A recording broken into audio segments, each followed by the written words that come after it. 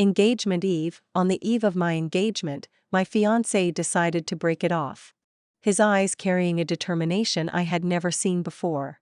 Gloria, I'm sorry. Helen and I have a child. That fragile little white flower who came from the slums had given birth to his son just a week ago, alone in a leaking rented room. His eyes were red as he said, "She only has me." In the end, I chose to take off the engagement ring. 3 years later, I met them again at a charity gala, now a family of 3. The once rebellious young master who had fought against the whole world for love now looked annoyed as Helen held her crying child, tugging at his tie. He muttered, "Didn't I tell you not to come to these kinds of occasions?" That night, my phone lit up with a familiar number. Gloria. Oliver's voice was hoarse beyond recognition. I regret it. Chapter 1. In front of me lay not only a pregnancy report from a few months ago, but also a marriage certificate, red and blinding. Even now, I still couldn't believe the man I had loved for 5 years would betray me. It was just an accident. There wasn't a trace of guilt in Oliver's eyes, only unshakable resolve. It's my fault, but Helen only has me now. The child is mine and I have to take responsibility. The hand that had been fiddling with my ring froze. A thick frost settled over my heart. He wanted to take responsibility for that child. So, what about the 5 years we had shared? I hesitated over what to say when his phone rang. From across the table, I clearly saw the note he'd given the caller, "Wife." It dawned on me, he wasn't negotiating with me, he was notifying me. Through the phone came the sobbing of a woman, painfully clear. "Oliver, don't ruin your engagement with Gloria because of me. I only gave birth to the child for a sense of belonging. Oscar looks so much like you. If you have time, just come visit us. I won't ask for anything else." The more she pushed Oliver away, the more his heart ached for her. His brows knitted tight, his gaze boring into me as if my silence would make me guilty of some terrible crime. He had already tossed the marriage certificate in front of me, yet still claimed he didn't want to destroy our engagement. "Helen, wait for me at home. I'll be back soon." Home? I glanced up at the wall full of wedding photos of Oliver and me. What a cruel irony. We had already taken the photos, only waiting to register and hold the wedding. Back then, Oliver had sworn, "You'll be the happiest, most beautiful bride in the world." He hung up, his expression grim. "Do you have anything else to say?" I couldn't understand. How could two people who once loved so passionately turn into strangers? Was it when Helen first appeared in our lives? Or when Oliver secretly rented an apartment for her? I had thought he was simply being kind. After all, over the years we had sponsored many poor students. No wonder I hadn't suspected a thing. I even let her freely come and go from my company. Oliver had said she was about to graduate and that learning in advance would help her. He had said, "If you help, do it all the way." And now, she had taken both the man and the money. Tears brimmed in my eyes. My pale fingers slowly removed the ring and set it on the table. Reason and my upbringing reminded me not to fall apart, so I bit my lip and held the tears in. "Go, I will never wear this ring again. Let's just pretend our engagement never existed." Oliver hadn't expected me to agree so readily. He froze for a moment, then quickly regained composure. "From now on, don't cause trouble for Helen." He was the kind of man who would go against the entire world for her. How would I dare cause her trouble? With that, he vanished in the blink of an eye. I stared at the empty room, my chest hollow and aching. I tore the wedding photos off the wall and threw them into the storage room.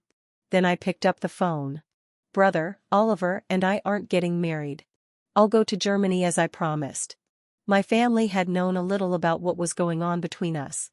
They thought it was just a spoiled young master throwing a tantrum and that eventually he'd come around and marry me, but they underestimated Oliver's determination and I overestimated our love.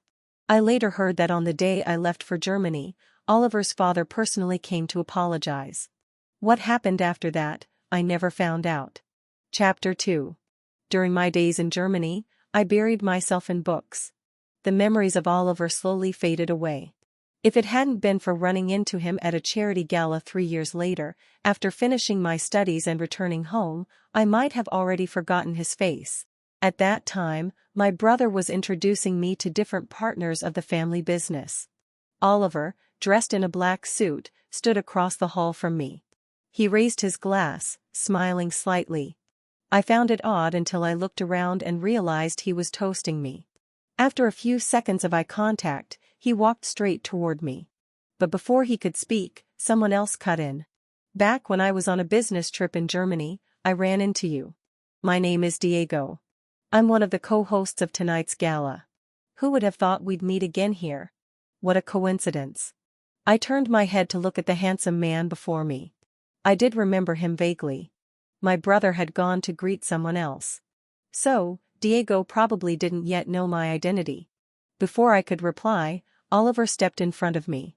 Mr. Diego, don't you think your way of hitting on women is a little old-fashioned? And who might you be? Diego asked with genuine confusion. He clearly had no idea who Oliver was. Oh, I remember now. Aren't you the famous Oliver, the young master who once defied the whole world in the name of true love? Funny though, I only see you here.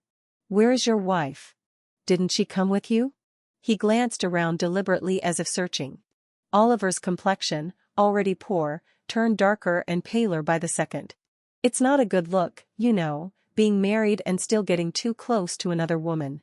Diego added, leaning in to whisper near Oliver's ear, but I heard every word, loud and clear. Oliver's fists clenched tight, the veins on his forehead bulging. He looked like he was about to throw a punch. Yet in the next instant, he released his grip and forced a smile. Gloria is like a sister to me. We grew up together. Talking with her shouldn't be such a scandal, should it? Sister? Had Oliver forgotten the way he once spoke to me? If I had really meant anything to him, he wouldn't have abandoned me right before our wedding. I frowned, unable to understand. Didn't you say I wasn't allowed to show up in front of you and your wife ever again? Oliver was becoming more and more incomprehensible to me. He was the one who said he loved me, the one who broke off our engagement, and now he was the one approaching me again. Are you still angry with me for what happened back then? Oliver looked at me with an aggrieved expression as if I were the one at fault. Angry? Oliver, it's been 3 years. I let it go a long time ago. This glass is for our past. Let's drink it and never speak of it again. I smiled, raised my glass, and drained it in one go. Out of the corner of my eye, I caught sight of Helen being stopped at the door, her arms full with a crying 3-year-old child. When I turned my head back, Oliver, who had just been standing in front of me, had vanished just like 3 years ago. So, it really is Gloria. Your brother is one of the investors in our new project. Let me reintroduce myself. Diego. This handsome man, I had met him 3 years ago, shortly after arriving in Germany. I had almost been hit by his driver while rushing across the street. The driver apologized profusely and Diego himself got out of the car to apologize as well. I hadn't even been hurt, but he insisted on giving me his business card in compensation, even though I ran off telling him it wasn't necessary. I later found 50,000 yuan deposited into my account. I had long since lost his card, which is why I didn't know his name until now. But he could track down my account details back then didn't surprise me anymore. As we exchanged polite words, I overheard Oliver's voice, full of irritation. Didn't I tell you to stay home and take care of the child? What are you doing here? He tugged at his collar impatiently, looking exhausted as he stared at Helen and the boy. The once lively gala was now filled with the cries of a restless child. Helen's dress was stained with milk, completely out of place in such an elegant evening. Guests turned their heads to watch the scene unfold. Helen seemed oblivious. She rocked the child in her arms, trying to soothe him, all the while explaining to Oliver that she came only because she was worried about him. When her gaze swept across the hall and landed on me, it froze. From confusion to panic to open hostility. Chapter 3. Helen had changed a lot compared to before. I remember when I first met her, she looked like a pure little white flower, almost like the innocent heroine of some cheesy romance novel. A broken home, a broken girl. Following Oliver, I had helped many poor students before. They were usually insecure yet resilient, but Helen was different. She knew when to appear weak and when to pretend to be strong. Sometimes I felt she understood human nature even better than I did. When she showed grievance, even I, a woman, would feel moved, but I never doubted Oliver. He once told me that the woman he would marry must be intelligent and independent. He said he didn't like fragile types who would topple at the slightest breeze. And yet, in the end, he betrayed me and everyone for exactly that kind of woman. Now Helen showed almost no trace of her former self. Time and children had worn her down. And to think it had only been 3 years. Helen slowly walked toward me, but before she could take the last step, security stopped her. "Sorry, ma'am. Do you have an invitation?" "What invitation? Isn't it enough that my husband is here?" 3 years of marriage, and Oliver hadn't even told her the most basic things? Her tone had changed as well. Once gentle, her voice was now sharp, shrill, like a street shrew. If once I had hated her, now I only pitied her. "Everyone knows I'm Oliver's wife. Why would I need an invitation?" At that, even the child in her arms stopped crying. Guests were starting to grow impatient. The security guards prepared to remove her, while Oliver remained motionless. He didn't even look at her. Worse, his gaze was filled with disgust. Wasn't this the woman he once treasured like a pearl in his palm? How could he allow others to treat her this way? Back then, even if I so much as glanced at her, he accused me of looking down on her. After everything came to light, before I left abroad, he forced me to delete Helen's contact. I want to build a good life with Helen. Don't appear in her world again. I'm afraid she won't feel secure. That was the last message Oliver sent me before my flight took off. So I deleted both Helen and Oliver. They had both changed. One, loving to the point of madness, the other, cold and indifferent. To avoid further scandal, I ordered my driver to bring the car to the entrance and send her home. "Ma'am, the banquet is almost over. Please go back first. Your husband will be home soon." Since my brother was one of the organizers, I didn't want any scene before the event ended. "What do you mean? You want me to leave so you can create an opportunity with my husband?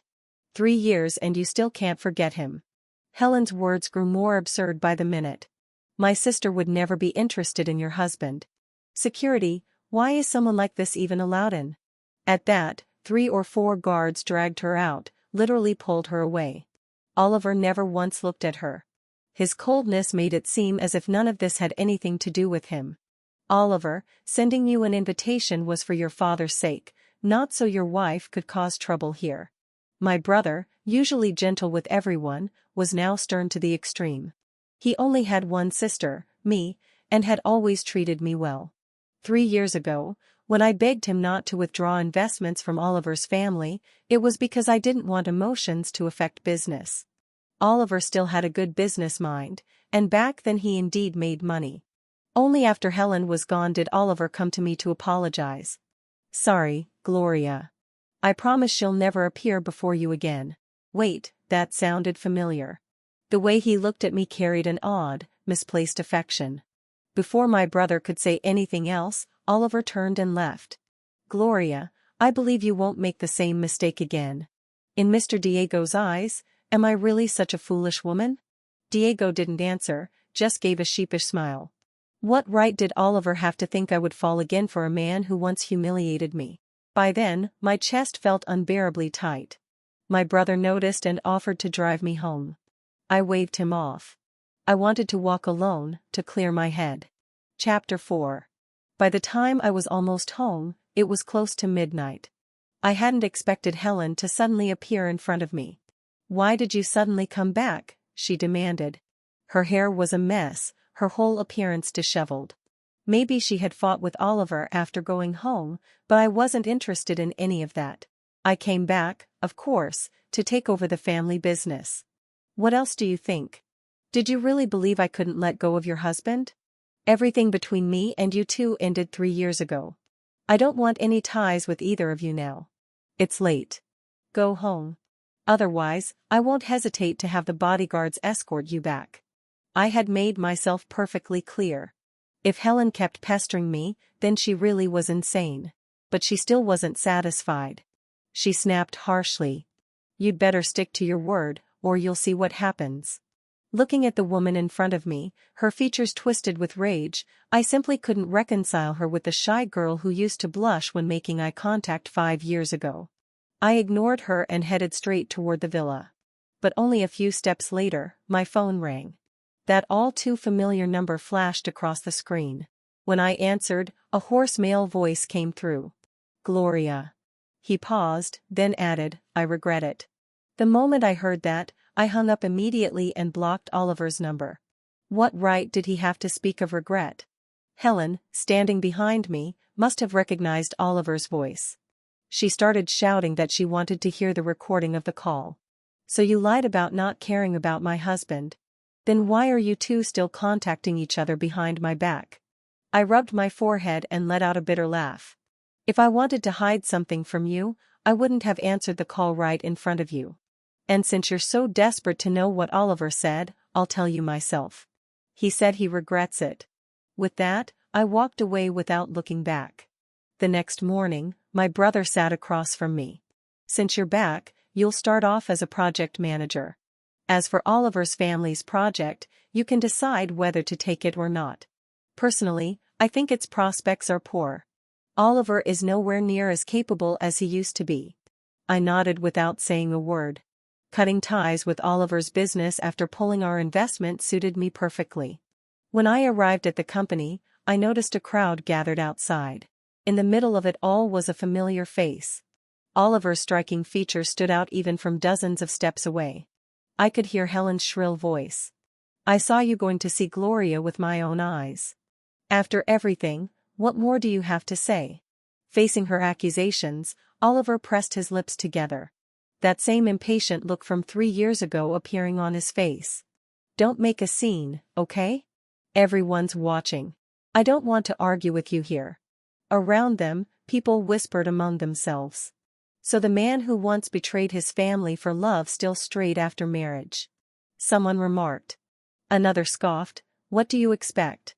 I heard that soon after the wedding, even while breastfeeding, Helen stuck to Oliver like glue, terrified another woman would steal him. Exactly.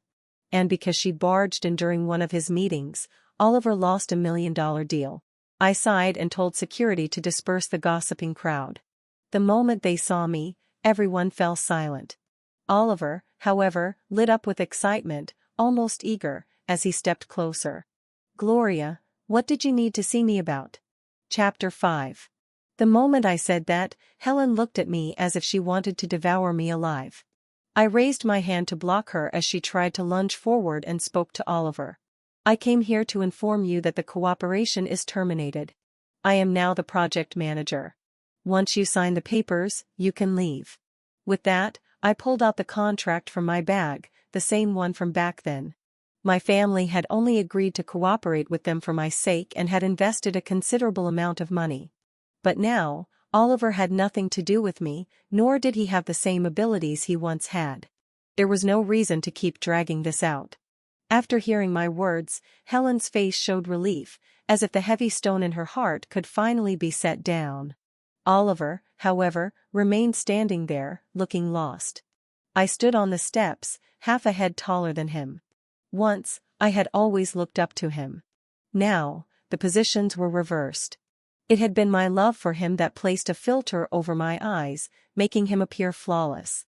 Suddenly, I remembered when he first proposed the idea of sponsoring underprivileged students. I had just been admiring how the boy from next door was so attentive to left-behind children, and the very next moment, he told me he had a plan to help children in the mountains attend college.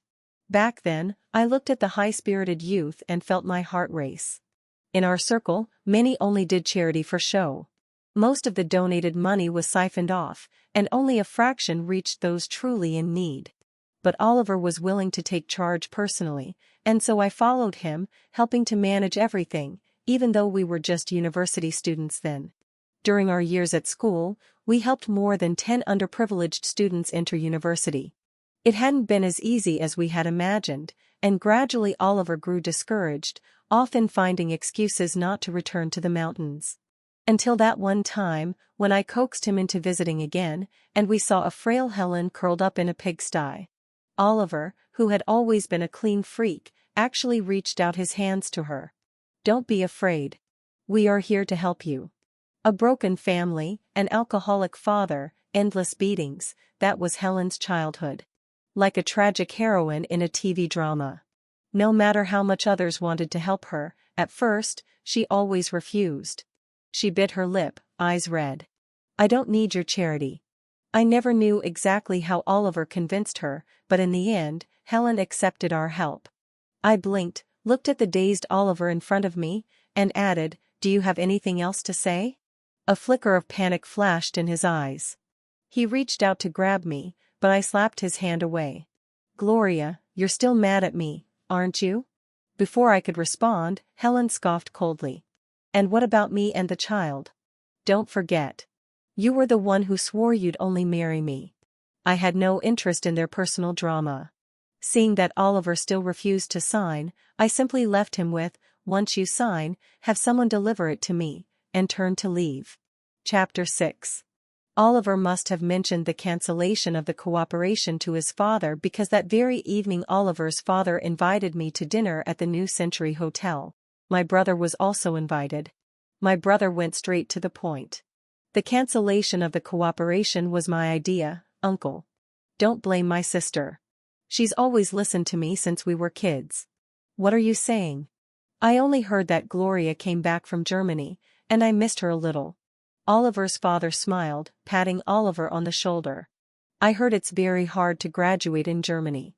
For Gloria to finish her degree in 3 years and return home shows real talent. If only Oliver had been more rational back then, perhaps things would be different now." The conversation suddenly shifted to the past. I had just picked up some food, but before it reached my mouth, I dropped it into the plate before me. I thought tonight's dinner was meant to discuss renewing the cooperation, but unexpectedly, they had dragged the old matter back again. "Uncle, no matter what, Oliver is an adult. The choices he made mean he must take full responsibility for the consequences. There's no need to beautify a path that was never chosen." My brother had already made things clear, but the father and son sitting before me still refused to give up. Oliver's father took out a velvet box from beside him. Inside was a set of gold jewelry. I remembered Oliver once told me that this had belonged to his late mother, intended for his future wife. The dinner was becoming increasingly unpleasant. "Gloria, 3 years ago it was Oliver who was immature. He regrets it." I scolded him, punished him. "You don't know how many jokes our family has become because of that woman. That woman, she comes from some backwater. She knows nothing. Do you realize how much our company has lost because of her? Gloria, you and Oliver were childhood sweethearts. You're a match made in heaven. This jewelry is just a token of our sincerity. After you and Oliver marry, I will transfer all my shares to you. At my age, I should retire. If not for worrying about your marriage, I wouldn't have held on this long." To me, his words carried a strong sense of moral coercion. Oliver chimed in, saying he had always missed me these past years. "After you deleted me, I kept following you with an alternate account. I knew you spent 5 months self-learning German, even volunteering. Gloria, everything in the past was my fault. Please give me another chance. I won't make the same mistake again." My brother slammed his chopsticks on the table, face dark with anger. I held him back before he could explode and asked calmly, "Then why would you think I'd be foolish enough to make the same mistake again?" Then I smiled, turning to Oliver's father. "Uncle, I'm grateful that you've always kept me in your thoughts, but Oliver hasn't even divorced yet, and he has a son. Even if he divorces, what about the child? I don't like complicated things. That's all I have to say. My brother and I wish you good health and a long life." "That's right," my brother added. At the time, I agreed to the marriage only because they seemed to truly like each other. She's still so young. She deserves to see more of the world. Don't you think? Without waiting for them to respond, my brother stood up to settle the bill. The fact that Oliver's family said such words today showed they were really close to collapse. Otherwise, Oliver's father, almost 70, would not have come personally to plead for his son. He had always doted on Oliver, being his late-born son, and that was understandable. But if he had truly been firm back then, a Helen alone would never have married into their family. I don't really blame Oliver's father. In the end, the root of the problem was always Oliver. At first, I did hate Helen. It would be unrealistic to say I didn't. After all, if not for her, none of this would have happened. But it was only for a short while. Soon, I realized I should thank her. Her presence allowed me to see clearly the true nature of the man beside me. Chapter 7. After that so-called family dinner, Helen somehow found out about Oliver wanting to divorce her, and she threw a huge fit at home. Oliver told her bluntly that his family was going bankrupt. The woman who used to cling to him like a shadow suddenly went quiet.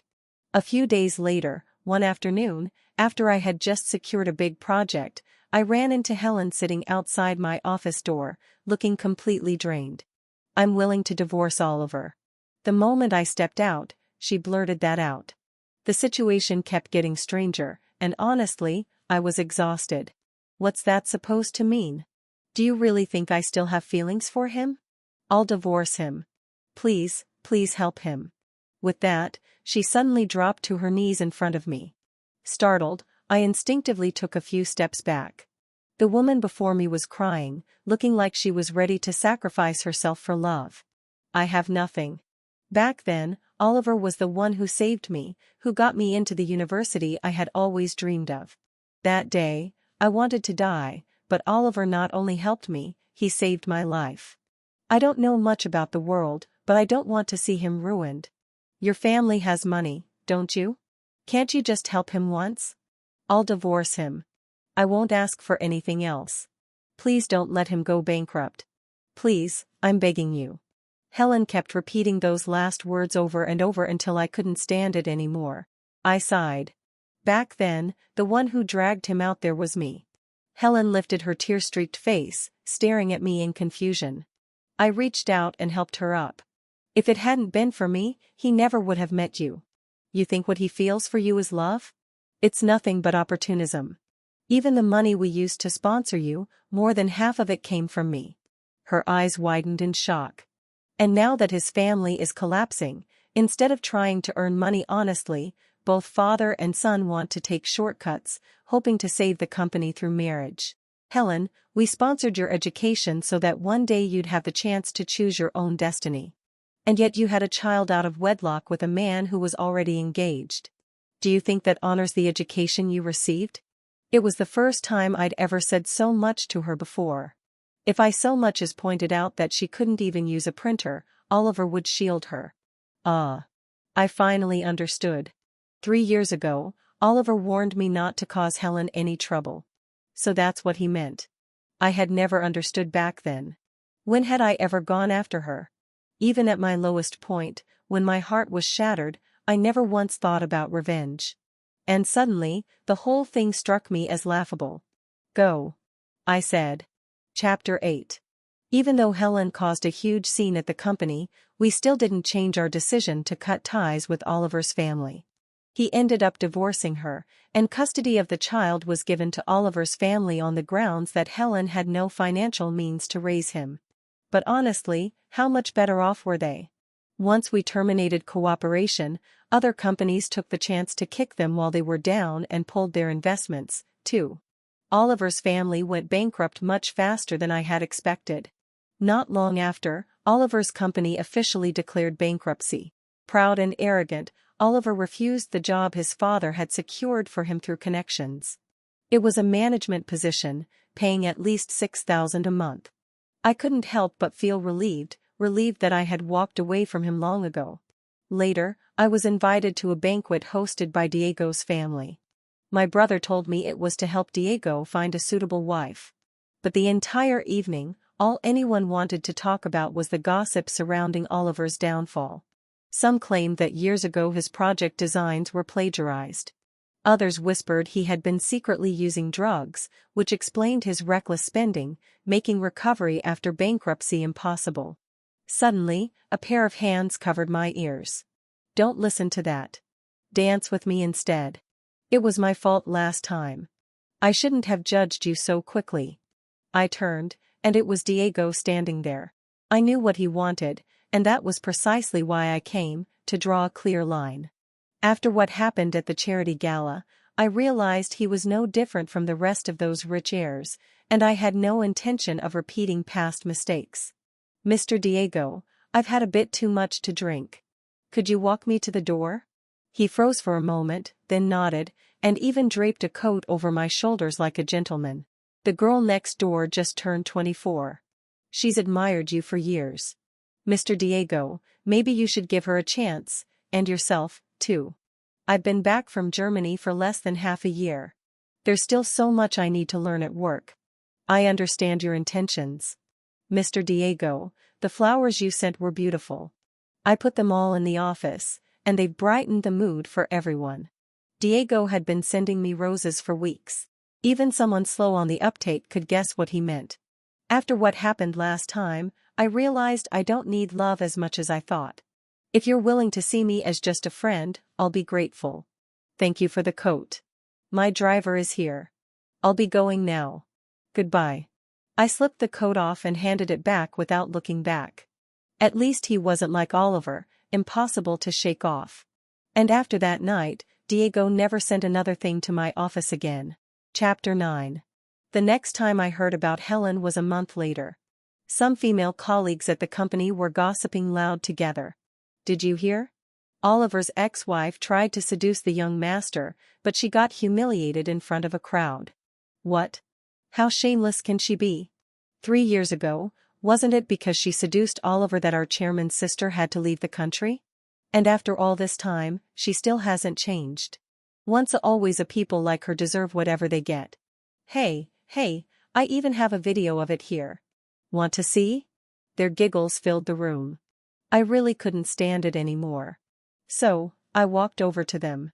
When I glanced at the phone screen and saw Helen half-dressed, a strange feeling welled up inside me. What are you doing? The woman who had just taken out her phone quickly shoved it back into her pocket when she heard my voice, shaking her head in panic. Manager, please don't be angry. We were just standing up for you. Another woman sitting across the table chimed in, self-righteous, as if she were avenging me. You mean I've fallen so low that I need you to take revenge on my behalf? Or are you saying you see me as some petty woman who'd ruin herself over a man? That's not what we meant, manager. Really? And that video, what you're doing isn't just immoral. It could even be illegal. Don't spread this kind of trash again. They nodded blankly, not daring to say more. As for Helen, I never thought she'd committed some unforgivable sin, nor did I believe she should have to pay some heavy price. I just felt she was a little pitiful, a little wasted. To fall this low in the name of so-called true love, no one could save her anymore. When my brother heard about it, he directly fired the 3 employees. I thought that would be the end of it, and I could take a break by going on vacation to the seaside. But Oliver appeared again, ruining all my plans. He was standing at the villa door, disheveled and unrecognizable. Gloria, I really know I was wrong. I'm not here to ask for anything. I just hope you can forgive me. And Oliver hesitated. I sighed. What exactly are you trying to say? At this point, I don't expect much, but my father, he fell gravely ill last month. His last wish is to see us together again. Can you help me? Oliver, you still don't understand me, just like I never understood you. What I hate most is moral blackmail. Second only to that is being near you. It's not about wealth or poverty. Our bond has been severed for good. You don't need to cling to me like a parasite. If your father is sick, you should be working hard to pay for his treatment, not coming here to play the victim. I have other matters to attend to, so I won't be seeing you out. I was crystal clear, but Oliver just stood there like a statue. Gloria. He suddenly shouted my name. Then what were our 5 years together worth? In the end, you still hate me, but aren't you heartless? My dad treated you like his own daughter since you were young. And now that he's dying, you won't even visit him once? You're so cruel. Aren't you afraid of karma? I heard you've been throwing your weight around at the company, firing people at will. Huh, still pretending to be noble and friend of me? I spread my hands and countered, proof? If you don't have any, I can sue you for slander. Oliver suddenly grabbed my arm, snarling. The proof is with the 3 employees you fired. If you don't want your company's stock to tank, you'd better come back with me. I yanked my arm free with all my strength. And if I say no? The next second, I pressed the alarm button. A few bodyguards immediately pinned him down. I hadn't wanted things to go this far, but he kept pushing, refusing to let go. I didn't understand. If we had already broken up, why couldn't he cut things cleanly? Or was it because he had nothing left to lose, so he decided to drag me down with him? After the guards kicked him out, I called my brother to ask about Oliver's father. He told me Oliver's father, feeling humiliated, had gone back to his old family house. He wasn't sick at all. I laughed bitterly. I'd almost fallen for Oliver's lies again. Even after being kicked out, Oliver didn't stop. He spread rumors about our company. I wasn't lenient either. I reported him to the police and handed over the recording of his threats.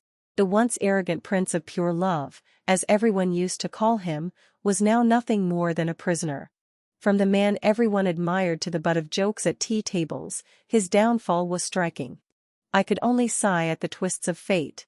I heard Helen went back to the mountains, and no one's heard from her since. Maybe this is the ending we were destined for, 3 lines that should never have crossed, each of us now returning to our own separate worlds.